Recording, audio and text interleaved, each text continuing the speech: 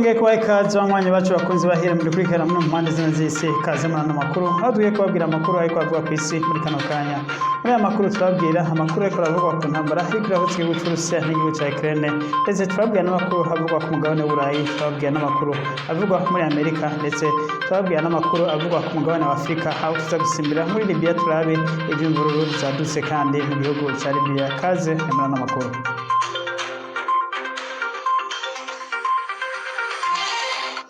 Twongeye kubaha ikaze banywanyi bacu bakunze bahire, tubibutsa kugira sabone canke kugira subscribe akoresha ururimi rw'icongereza. Kaze muri ano makuru. Amakuru yacu rero nkuko twe tubabwiye turahereye mu gihugu ca Ukraine, ndetse aho intambara ibandanya ikaba imaze amezi 4 harenga ko ikaba dutanguye ukwezi kwa gatanu intambara iguza igihugu c'Uburusiya n'igihugu ca Ukraine. Muco Uburusiya habwise special operation iriko irabandanya. Intambara rero ikaba ikaze cyane gose mu karere ka Donbas region, aho biboneka ko Uburusiya habwongereje ibitero cyane gose muri kano karere. Mu masaha 28 aheze igisirikare c'Uburusiya kigiye kumenyesha ko cyasambuye ngo nibura ibirindiro 12 vy'igisirikare ca Ukraine. Ibirindiro 12 ngo vyasambuwe vy'igisirikare ca Ukraine nkuko bimenyeshwa n'umuvugizi w'igisirikare c'Uburusiya Igor. Akaba yamenyesheje ko ngo igisirikare ngo c'Uburusiya ngo cateye ngo mu birindiro ngo vyari mu gace ka Odessa, ndetse n'ibirindiro vyari mu gace ka Kharkiv. Ibi bitero bikaba ngo vyahitanye abantu bashika 46 nkuko bimenyeshwa n'uruhande rwa Ukraine. Ibi President Zelensky ndetse akaba yavyise bino bitero ko ngo ari bitero vy'abateroriste, aho agiriza ko igihugu c'Uburusiya ari igihugu c'abateroriste. Muri bino bitero rero vyabereye mu gace ka Odessa, ndetse ibindi bikaba vyabereye mu gace ka Kharkiv, ibindi bikaba vyabereye mu gace ka Lysychansk. Ibi bitero vyose rero vyakozwe n'ingabo z'Uburusiya muri kino gitondo c'uno munsi. Nkuko muvyumvise, igitero cashigishije cane gose igihugu ca Ukraine, kikaba ari igitero cagizwe ku igorofa ndende cane gose yo mu gace ka Odessa. Iyi gorofa ikaba yari igorofa igeretse inshuro 9. Igorofa rero ikaba yasenyutse, bivuga ko yo yatewe ko ngo misile zishika 6. Ikaba ari no gorofa yose yabomaguritse. Akaba rero iyi gorofa ariyo yafiyemo abantu abatari bake, ndetse n'abantu benshi bakaba bakomeretse. Uburusiya bumenyesha ko bwateye kubera ngo hari ibigwanisho vyavuye mu burengerazuba bw'isi, ariko rero Ukraine ikamenyesha ko ngo Uburusiya buriko buratagetinga amazu y'abanyagihugu, ngo kuko ngo hano ngo nta bigwanisho ngo byari bihari nkuko Uburusiya bumenyesha. Ngo rero President Zelensky akamenyesha ko Uburusiya buriko abukorera ihunyabwoko abanyagihugu ba Ukraine, ndetse akaba yavuze ko amakungu canke isi muri rusange ufata igihugu c'Uburusiya nk'igihugu c'abantu b'abateroriste. Ibi rero n'ivyavuzwe na President Zelensky inyuma y'ibitero, ndetse akaba yahojeje n'imiryango yabuze, avuga ati turahojeje imiryango yabuze, ati bityo bitebuke intsinzi izotaha ku ruhande rwacu. Ntabwo Uburusiya buzotsinda ino ntambara, ahubwo ni twebwe, kuko ngo ukuri niko buzotsinda, ngo demokrasi niyo izotsinda. Turabandanya n'ano makuru nyene yo muri kano karere.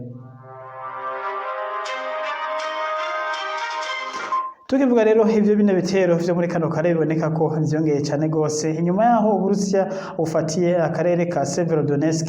Uburusiya rero bushaka gufata na kano gacerere ka Lysychansk. Tubutse ko igisagara ca Lysychansk ari nk'ihasa ry'akarere ka Severodonetsk. Aka karere rero inyuma yaho igihe rero Uburusiya bwumara gufata kino gisagara ca Lysychansk, no kuvuga ko igihugu c'Uburusiya kizoba kigenzura province yose ya Luhansk muri rusangi. Kano gace rero ka Lysychansk niko gasigaye kugira ngo Uburusiya wite abugenzura province yose ya Luhansk. Iyi province rero ikaba nayo ihana urubibe kandi n'igisagara ca Odessa, ndetse igana urubibe ku rundi ruhande n'igisagara ca Kharkiv. Biboneka rero ko Uburusiya buriko butera busotera buja imbere inyuma yo kwigarurira akarere ka Donbas region muri rusange.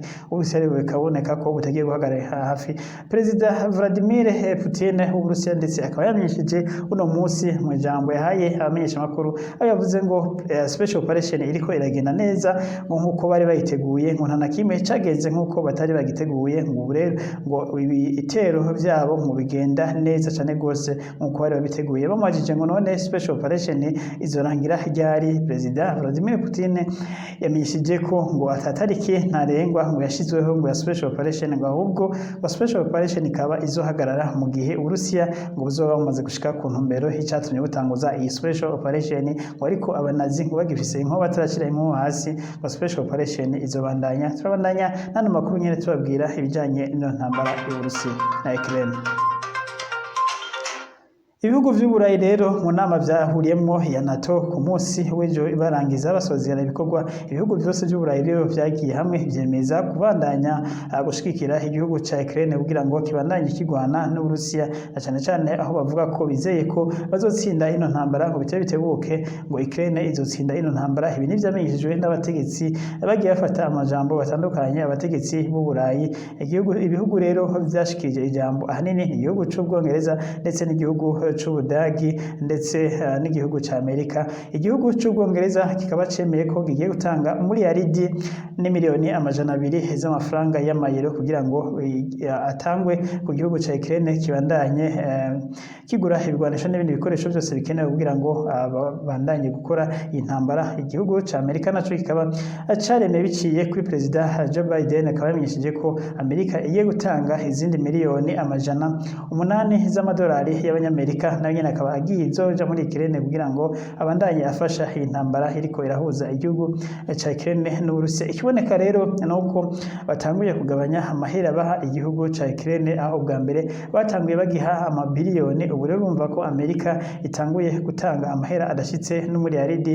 Ubwa mbere babanje gutanga imiliyaridi 4 mu nyuma itanga hafi imiliyaridi 2.5. Urumva rero ko ibitigiri vy'amafaranga bitanguye bikoroka ndetse ibindi bihugu vy'Uburayi nta kindi gihugu c'Uburayi atari Ubwongereza gusa bwemeye gutanga amahera catanze amahera. Nk'igihugu c'Ubudagi coco ico cavuze gusa nuko kigiye kongereza abasirikare bo mu muryango wa NATO gusa kaba kivuze ko kigiye gukwiza abasirikare 60,000 baja gufasha izindi ngabo zo mu muryango wa NATO. Igisirikare ngo c'Ubudagi kaba kizohabwa n'indege 60 z'igisirikare. Izi ndege zose zikaba zizokoreshwa n'umuryango wa NATO. Igihugu c'Ubudagi yaba n'ibihugu by'Ubufaransa n'ibindi bihugu byose bigize ibihugu by'Uburayi bikaba atamfashanyo zihariye vyemeye ku gihugu ca Ukraine. Yabemeye imfashanyo no kuvuga ko ari Ubwongereza na Amerika yonyene abari bubemeye imfashanyo ku gihugu ca Ukraine. Biboneka ko intambara ya Ukraine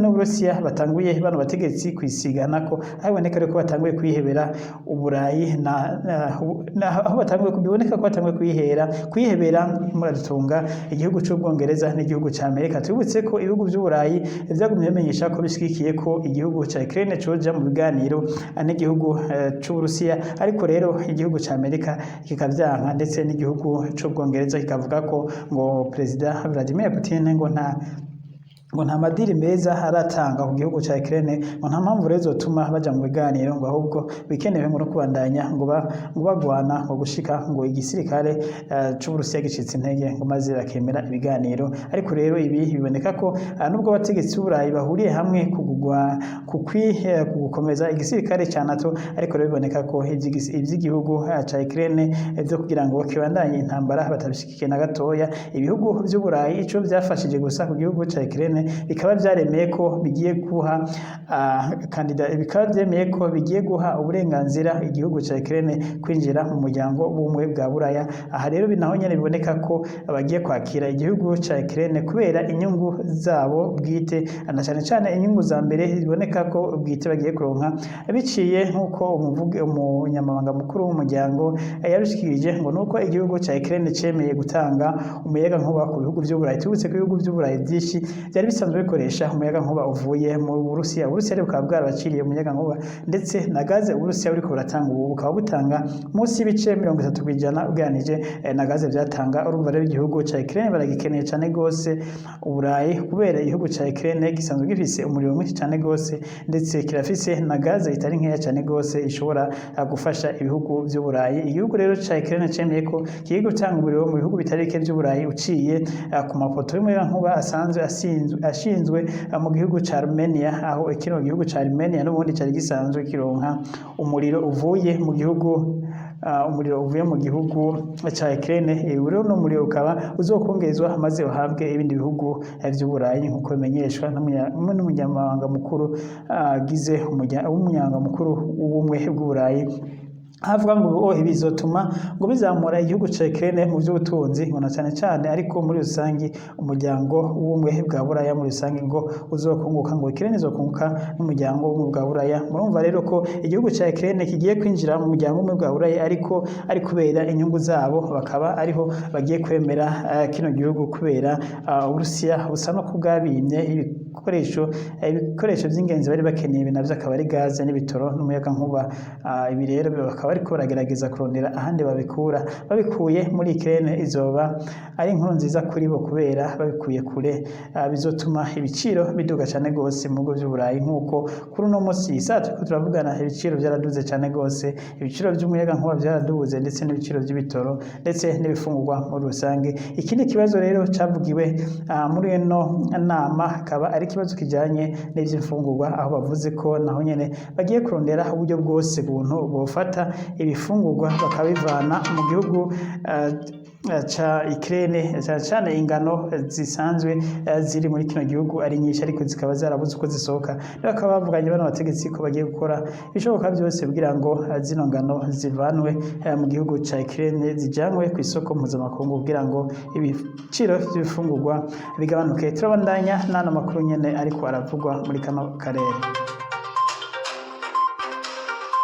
Tukirima no makuru rero abandi bategetsi bageze ico bavuga ni perezida w'Ubufaransa akaba nawe yamenyesheje ko ibikorwa ngo by'igihugu c'Ubushinwa ngo kuri intambara Ukraine muravyo nyene ngo bikwiye gukurikiranirwa hafi, ahavuga ngo Ubushinwa ngo buriko buraprofita cyane ko Ubushinwa ubu aribwo buriko buragura ibitoro byose Burayi bwahora bugura. Ngo rero ngo ntibokwirengagiza ko Ubushinwa ngo buriko burakina role niniya cane gose mu ntambara ya Ukraine ngo mu kubandanya bashigikira Uburusiya na cyane mu kugura ivyo Burayi bwose bwahora bugura mu Burusiya. Ngo Uburusiya rero bigatuma bubandanya buronka amahera menshi cyane gose yo gufinansa intambara. Ngo rero navyo bakwiye kuvyigako ngo ndetse ngo bose hamwe ngo bakaraba ingingo bofata ngo kugira ngo bahagarike ibikorwa byose bituma ngo igihugu c'Uburusiya kibandanya kuronka amafaranga gikoresha mu ino ntambara. Ibi rero bikabiboneka ko bashaka kwiyumvira gufatira ibihano igihugu c'Ubushinwa.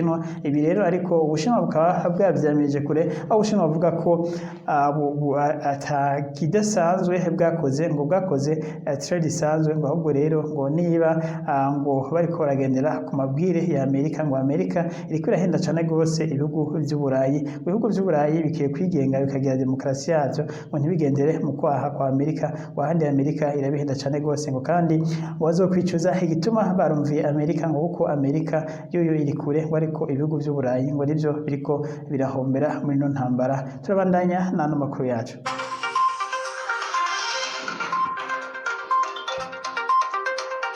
Tukivuga rero nyene ivy'intambara ya Ukraine n'Uburusiya, igihugu ca Belarus umukuru Petruchenko perezida w'igihugu ca Belarus akaba yamenyesheje ko ngo bagiye ngo kugira ngo kwitegura ngo bakoresheje ibikoresho ngo vya nucleaire, aho yavuze ko ngo ntawo finata muri kino gihe ngo bihugu ngo vya Buraya ndetse ngo na Amerika ngo ariko barazana ibigwanisho ngo begereza ku bihugu ngo vyahoze ngo muri Soviet Union. Rero akaba yasavye Uburusiya ko Uburusiya bwomuha misile za nucleaire ndetse ngo Uburusiya kandi bukaba bwogaba ngo bwitegura ngo bugashira ngo ku rugero rwo hejuru ibikoresho vya nucleaire, kuko mu mwanya n'umwanya ngo bashobora kubikoresha mu kwivuna ibikorwa vya NATO ndetse n'ibikorwa vya Amerika muri rusange. Akaba yanamenyesheje kandi ko asaba ibihugu byose vyahoze muri Soviet Union ko vyogaruka bikagira ubucuti n'Uburusiya, ngo ataraho naho ngo nta mutekano wuzuye ngo bizokwigera bigera, ngo bimwe ngo biriko birahendwa na Amerika ndetse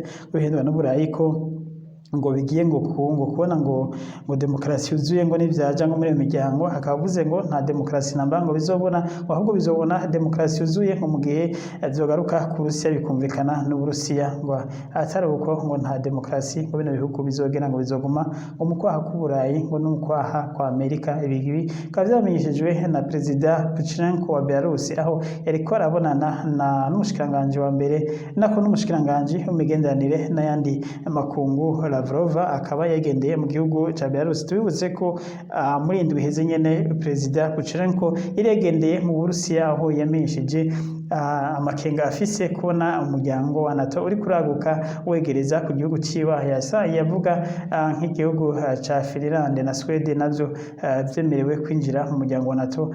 Rero akaba yaranagiye gusaba ibindi bigwanisho bikomeye, aho Perezida Putin atarya umunwa yahise amwemerera ko agiye kumuha ibikoresho vya Iskander missile system, aho zigiye guhabwa igihugu ca Belarus. Zino misile za Iskander missile system zikaba zifise ubushobozi bwo gutera amabombe ya nucleaire, ndetse akaba yemerewe guhabwa n'indege za K-52. Zino ndege nyene zikaba nkuko twebabwiye makuru yaheruka zikaba zifise ubushobozi nyene nabwo bwo gutera amamisile atandukanye, ariko harimo n'amamisile ya nucleaire.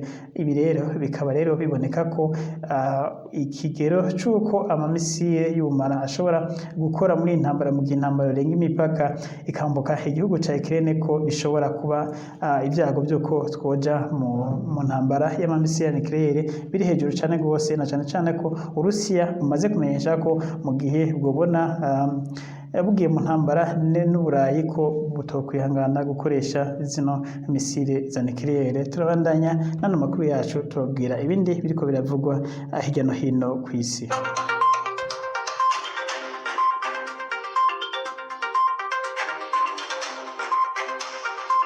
Tuve rero ngaha rero muri aya makuru y'Uburayi ndetse n'Uburusiya, dusimbire hakurya muri Turikiya izamenyesheje ko igomba gutangura ibikorwa vyayo vya gisirikare mu gihugu ca Syria, aho rero kino gihugu ca Turikiya kimenyesha ko ngo nibura kigomba gukingira hafi ibirometero 25 uvuye ku mupaka bihana n'igihugu ca Syria. Kino gice rero Turikiya ivuga ko izotera kikaba isanzwe kirimo imihari isanzwe igwanya igihugu ca Turikiya. Tubutse ko Uburusiya bwari bwamenyesheje ko budashigikiye ko Turikiya yogenda gukora ibikorwa vya gisirikare muri Syria, ndetse Uburusiya bukaba bwamenyesheje ko buzohita butabara igihugu ca Syria mu gihe vyoba ngombwa.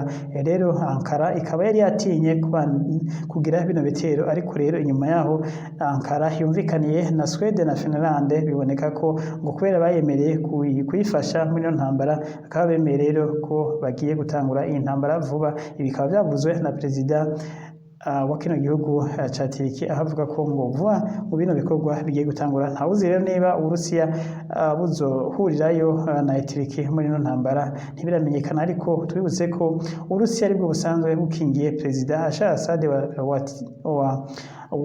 wa Syria asanzwe ari ku butegetsi, ariko Amerika yari yashatse ko ava ku butegetsi, ariko rero akaba yarakingiwe n'Uburusiya kuva no munsi akaba akiri ku butegetsi. Turabandanya nano makuru yacu.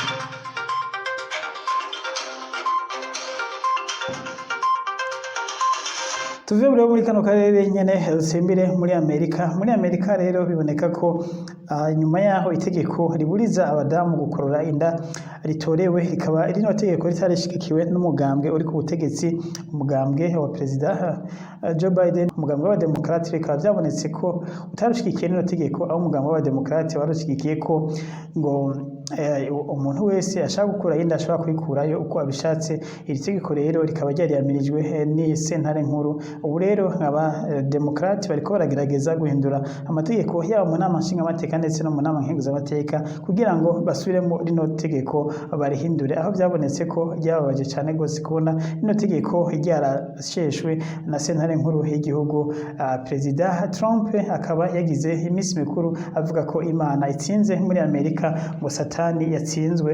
Nyuma yaho Perezida wewe Biden atwara kino gihugu yamenyesheje ko ngo ni ibyago bikomeye cyane gose igihugu ca Amerika ukubona itegeko nk'iryo riseswa, aho yavuze ko ngo abanyamerika bari ngo muri iki kinjana ngo bakwiye guhabwa uburenganzira ngo bungana, ngo aho bakwiye gukora ivyo bashatse ku mubiri yabo. Iri tegeko rero rikaba ryarishigikiwe cyane gose n'abasanzwe bari ku mugambwe w'abademokrate. Bikaboneka rero ko abarepublikane boba baratsinze kuri iri tegeko, aho ndetse biboneka ko Perezida Trump ariko araduga amajwi mu gihe yo kwitoza akahiganwa na Perezida Biden atwara ubu. Trump yotsinda amatora bitanamugoye, aho biboneka ko Perezida Biden kuva aho twariye ubu amaze gukoroka haheruka amajwi hafi ibice 12 kwijana mu gihe Trump wewe yamaze kuduga aho biboneka nawe Trump ko yaduze hafi ibice 10 ibire bikaba biboneka ko Perezida Trump yahita atsinda amatora. Turabandanya n'aya makuru yacu aho tuzababwira rino tegeko rikaba ari ubu ryagiye mu nama nkenguzamateka rero tukaba turindiriye kuraba iyo bizotera bijya tukaba tuzobabwira amakuru yuko byabandanije. Reka tubandanye n'aya makuru tuje kwindi migabane.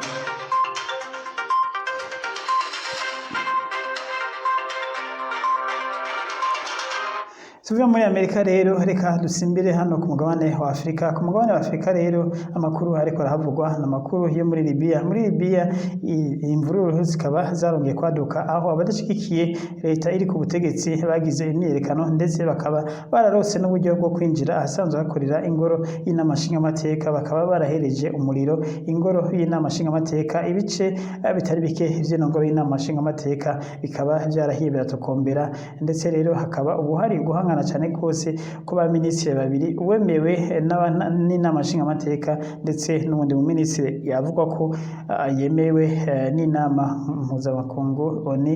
Abari ba minisitiri babiri bakaba bahanganye cyane gose. Tubutse ko inyuma y'uko Perezida Gaddafi akuriwe ku butegetsi ata perezida higeze asubira kuri kino gihugu, ahubwo baciye batangura gutwara intwaro ya minisitiri wa mbere. Abari abanyagihugu bagira imyerekano bakaba biyamiriza ubukene bandanya buba muri kino gihugu, na cyane cyane kino gihugu ca Libya kikaba gisanzwe gifise ibitoro byinshi, ibitoro biriko birigira mu Burayi na Amerika, ariko ataco biriko birafasha abana abanyagihugu, ndetse bakiyamiriza ubutegetsi buhari ko ataco buriko burakora, ko ari ukubandanya gusa abigungira ko ubutunzi bw'igihugu baseko barafasha abanyagihugu. Ibi rero biboneka ko ari ingaruka y'uko abanyagihugu bari barahenzwe ko Gaddafi avuye ku butegetsi igihugu cabo kizoca kiba igihugu c'amata n'ubuki, ariko ihibambe bikaba biboneka rero ko ubu ibyago byabaye ibyago muri kino gihugu ca Libya.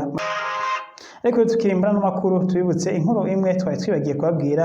Mu Burusiya bwamenyesheje ko bufise abafungwa bashika 600 b'abasirikare b'abanya-Ukraine. Bano bafungwa rero bikaba ngo bitegekanijwe ko bamwe bazocirirwa imanza hivanye n'ivyabagirizwa. Abakuru b'abasirikare bari muri bano bafungwa ndetse bamwe ngo bakaba bazoshobora gucibwa imanza zo kunyongwa kubera aribo bari baranse gushira ibigwanisho hasi. Tubibutse ko benshi hafi 3500 bavuye muri Mariupol, aho bari muri ca kihandake ca nuclear power plant, aho bamwe bishikanye abandi bagafatwa mpiri. Rero wafungwa bashika 600 bari ku butaka bw'Uburusiya bafunzwe. Akabasaba ko bano bantu bose bokubahirizwa nk'imvuwe z'intambara, ndetse akabasaba ko bamwe borekurwa abadafise ico bagirizwa ko borekurwa bagasubira mu miryango yabo. Akaba Ukraine yiyemeje kuzokora ibishoboka byose kugira ngo bano bafungwa basubire mu miryango yabo. Tubutse ko hari n'abanyamahanga abacangero canke bamwe bita amasenari bari muri aba bafashwe n'igihugu c'Uburusiya. Nano makuru yacu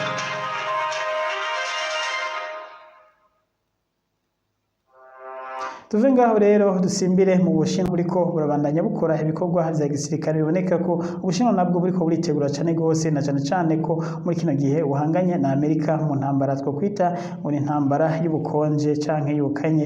Intambara rero barimwo naho barimo batsirana amajambo buri munsi, aho Ubushinwa bwamiriza ibikorwa byose vya Amerika biriko birabera mu gace ka Pacifique, Asia, ndetse bikaba Amerika nayo yiyamiriza ibikorwa by'Ubushinwa ngo biriko birabera ku marembo yabo mu bihugu bihana imbibe na Amerika, biriko abikorerwamo ibikorwa byinshi cyane gose n'Ubushinwa.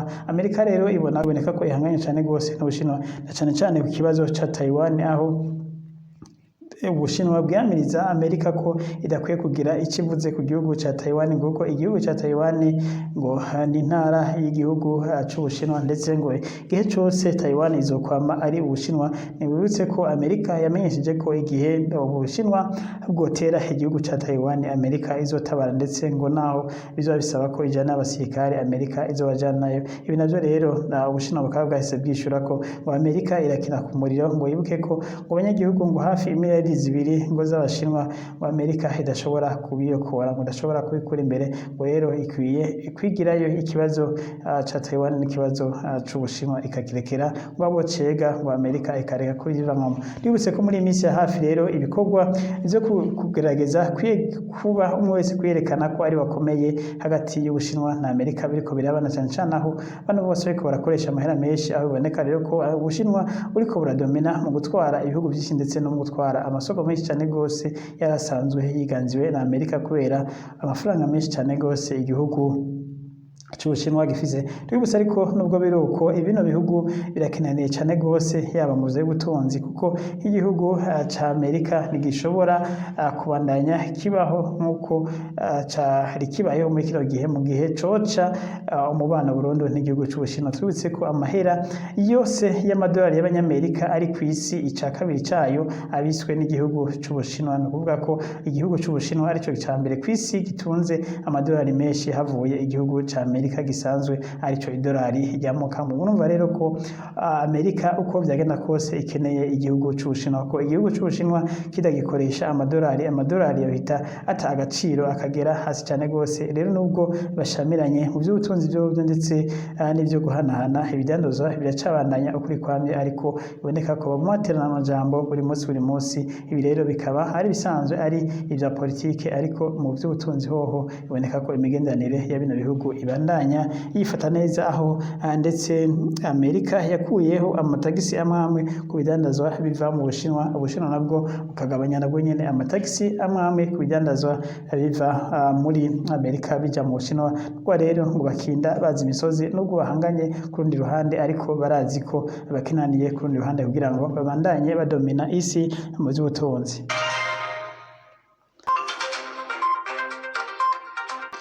Turabandanya nano makuru yacu reka n'ubundi tugaruke ku mugabane wa Afrika, dusimbire muri West Africa, aha dusimbire muri Mali ndetse no muri Chad. Hari hamaze igihe hari abasirikare bo mu bumwe bwa Buraya bari baje gufasha gucungera umutekano, aho bari baje gufashanya n'abasirikare bo mu muryango w'ubumwe bwa Afrika y'uburengerazuba. Aba rero bano basirikare bakaba bari baje kwigisha abasirikare hanini cyane gose bo muri bino bihugu kugira ngo babandanye batuze abateroriste bagwiriye muri kano karere. Twibutse ko hari abateroriste b'ubwoko butandukanye, hari abajanjawidi ndetse hakaba hari na za Boko Haram n'indi migwi yose y'abateroriste.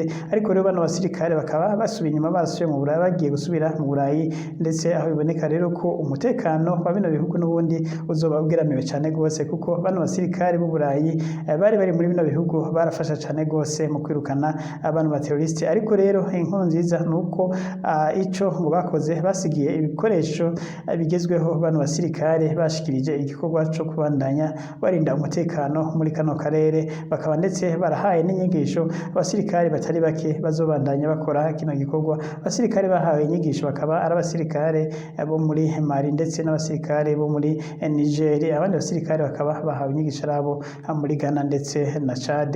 Aba rero bose bakaba bahawe inyigisho hamwe zo kurwanya bano bateroriste. Tubutse ko rero bano basirikare bari bamazeyo hafi amezi 8 bakorana n'abandi basirikare mu kwirukana canke mu kwigiza inyuma ibikorwa vy'iterabwoba vy'imigwi y'abihevye iri muri kano karere. Turabandanya n'ano makuru yo ku mugabane wa Afrika. Tuve ngaha muri West Africa dusimbire muri Congo. Muri Congo rero President Tshisekedi inyuma yaho abashinguranye iteka ibisigarira bya Patrice Lumumba yagwaniye ukwikukira kw'igihugu ca Congo. President Tshisekedi yahamagariye abanyagihugu bari bitavye ibirori kuja hamwe bose ngo bafatane mu nda, ngo bafatanye n'igisirikare ca Congo kugira ngo bagwanye imigwi yose igwanira ku butaka bwa Congo, na cyane cyane imigwi yose iri mu buseruko bwa Congo, aha no mu buce bwa Goma ndetse na Uvira n'ahandi. Akavuze ko igihugu ca Congo nubwo cikukiye ngo kiracageramiwe na basesankuyoze, aho yavuze ko rero ngo abanyagihugu mwese umuze dufatane mu nda, twese tugwanire hamwe ngo tugwanirize umwansi hamwe kugira ngo igihugu cacu kibone ukwikukira nyako, ukibona amahoro nk'uko Patrice Lumumba yagwaniye ukwikukira kw'igihugu ca Congo. Ngo n'ubu igihugu ca Congo kiracakeneye abagabo b'intwari bo kwigwanira, aho yavuze rero uti twese hamwe turashoboye tugwanire igihugu cacu, maze igihugu igihugu cacu kibe amahoro turonke iterambere twifuza ndetse mu basogokuru bacu batanguye kino gihugu batwifuriza kuko hakiri imihari igwana muri kano karere muri kino gihugu cacu utazokwigera dushika ku iterambere twifuza nk'abakongomani. Akaba yasavye rero ko umunyagihugu wese afise ico yoterera ngo yokwegera igisirikare canke abandi bajejwe inzego z'umutekano agafashanya nazo ngo kugira ngo batuze imigwi y'abagwanyi igisibije mu karere ka Kongo. Naha rero duciye turangiriza hano ariko twibutsa ko muri Kenya amatora azoba ku itariki 9 z'ukwezi k'umunani. Imyamamazo ishushe cyane gose muri Kenya aho abahiganwa hari Raila Odinga ndetse na William Samuel Ruto akaba ari bo umwe muri bo hazosubirira perezida Uhuru Kenyatta, nubwo hari abandi bakandida benshi ariko bano babiri nibo baboneka ko bazotsinda amatora. Mwakoze rero badukurikiranye mushikare kugira sabone ndetse subscribe ndetse na share na comment. Imana shikare kubazigama naho mu kindi kiganiro cyo hanyuma canke ibindi makuru yo hanyuma. Imana ibane namwe muri byose. Mwakoze.